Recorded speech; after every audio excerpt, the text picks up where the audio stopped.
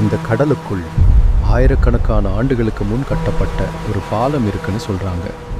அது சாதாரண பாலம் இல்லை, ஒரு அரசன் தன் மனைவியை காப்பாற்ற கட்டிய பாலம். ஆனா இது உண்மையா இல்லை ஒரு கதை தானா? இந்த காணொளி முழுசா பாருங்க, முடிவில் நீங்களே முடிவு பண்ணலாம். தமிழ்நாட்டின் தெற்கு கடைசி பகுதியில் இருக்கும் ராமேஸ்வரம்.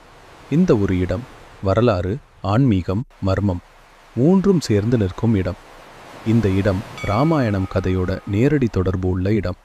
அதனால்தான் ஒவ்வொரு வருடமும் லட்சக்கணக்கான பக்தர்கள் இங்கே வருகிறார்கள்.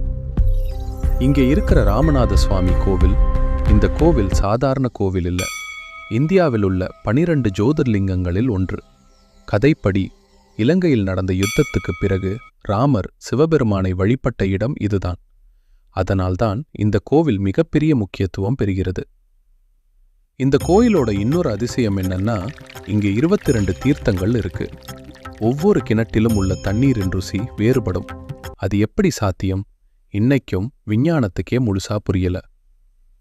இப்போ இந்த காணொலியோட மிகப்பெரிய மர்மத்துக்கு வரலாம். ராமசேது, இந்த பாலம் இந்தியா மற்றும் இலங்கை இடையே இருக்கிறது. கதைப்படி ராமர் மற்றும் அவரது வானர சேனை இந்த பாலத்தை கட்டி கடலை கடந்து சென்றார்கள். ஆனா இங்கேதான் திருப்பம்.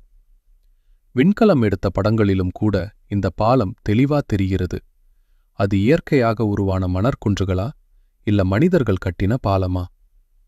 சில விஞ்ஞானிகள் சொல்வது இது இயற்கை, ஆனா பலர் இன்னும் நம்புவது இது ராமர் கட்டிய பாலம்தான். உண்மை எது?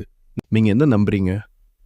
இப்போ இன்னொரு அதிர்ச்சி தரும் இடத்துக்கு போகலாம், தனுஷ்கோடி.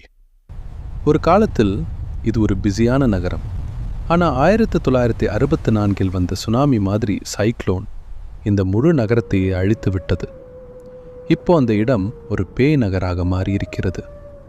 கடலும் காற்றும் மட்டும் இருக்கும் அந்த இடம் போகிறவர்களுக்கு ஒரு வித்தியாசமான உணர்வு தரும்.